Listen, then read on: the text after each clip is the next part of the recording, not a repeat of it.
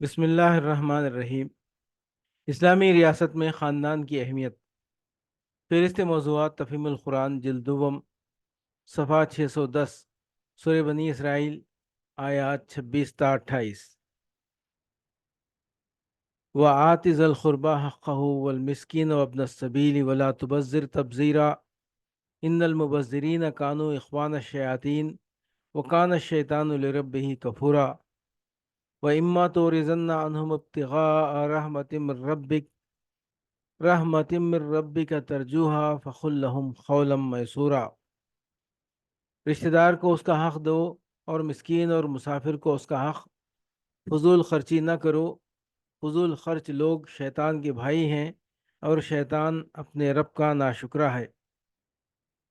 اگر ان سے یعنی حاجت مند رشتہ داروں، مسکینوں اور مسافروں سے تمہیں کترانا ہو، اس بنا پر کہ ابھی تم اللہ کی اس رحمت کو جس کے تم امیدوار ہو تلاش کر رہے ہو، تو انہیں نرم جواب دے دو۔ ان 3 دفعات کا منشا یہ ہے کہ آدمی اپنی کمائی اور دولت کو صرف اپنے لیے ہی مخصوص نہ رکھے، بلکہ اپنی ضروریات اعتدال کے ساتھ پوری کرنے کے بعد اپنے رشتہ داروں، اپنے ہمسایوں اور دوسرے حاجت مند لوگوں کے حقوق بھی ادا کرے۔ اجتماعی زندگی میں تعاون، ہمدردی اور حق شناسی و حق رسانی کی روح جاری و ساری ہو۔ ہر رشتہ دار دوسرے رشتہ دار کا معاون اور ہر مستطیع انسان اپنے پاس کے محتاج انسان کا مددگار ہو۔ ایک مسافر جس بستی میں بھی جائے، اپنے آپ کو مہمان نواز لوگوں کے درمیان پائے۔ معاشرے میں حق کا تصور اتنا وسیع ہو کہ ہر شخص ان سب انسانوں کے حقوق اپنی ذات پر اور اپنے مال پر محسوس کرے جن کے درمیان وہ رہتا ہو۔ ان کی خدمت کرے تو یہ سمجھتے ہوئے کرے کہ ان کا حق ادا کر رہا ہے، نہ یہ کہ احسان کا بوجھ ان پر لاد رہا ہے۔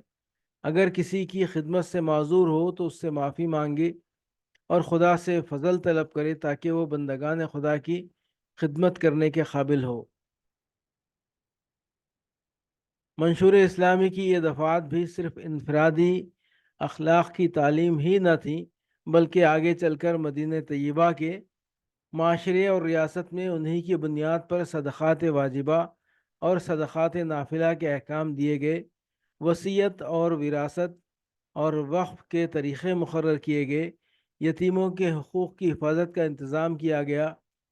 ہر بستی پر مسافر کا یہ حق قائم کیا گیا کہ کم از کم 3 دن تک اس کی ضیافت کی جائے، اور پھر اس کے ساتھ ساتھ معاشرے کا اخلاقی نظام عملاً ایسا بنایا گیا کہ پورے اجتماعی ماحول میں فیاضی، ہمدردی اور تعاون کی روح جاری و ساری ہو گئی، حتیٰ کہ لوگ آپ ہی آپ قانونی حقوق کے ماں سوا ان اخلاقی حقوق کو بھی سمجھنے اور ادا کرنے لگے جنہیں نہ قانون کے زور سے مانگا جا سکتا ہے، نہ دلوایا جا سکتا ہے۔